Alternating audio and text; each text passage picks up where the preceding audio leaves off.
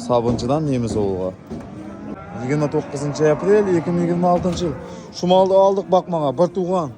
Balasını ayırıp satıverdi iyisi. Bize apasını aldık. Jolama yapıldık bunu. 11 milyon 500'ge. Anağalar bunu.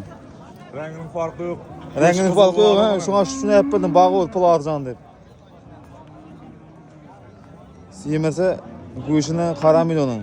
Malın ağarken kızıl eken demeyip çoda. Siymese oldu. Güş bakara oladı. Hava rengi daha. Pul arcadak oldu. Jolama yapırdım buna. Joda hayırlı olsun. 3-4 ay yemliydi bu ciğeni vardı. 11 milyon 500'ge aldık. Apasının sütüyen mal dedi azırak. Lekin balasını satıverdi. Balası uludaq ugitçi öjegi var idi. Arsan kımmat baka verasizlar. 11 milyon 500 oldu.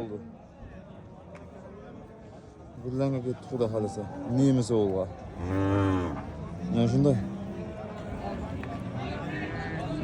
Joy besi 260 kilo keladim aldım. 250-260 kilo. Buna mı aldık xudo xolasa? 14 milyon 200. Jolama yapırdık buna bunu. Aytdım bu renginin farkı yok dedim. Renginin farkı yok buna. Ak, ko'k olaveradi. Yesa bo'ldi xudo xolasa. Gözü korup saram olur. Farkı yok. Joy bir 340 kilo keladim aldım, 330 kilo. Shunday. Joda hayırlı olsun buna. Basıyor.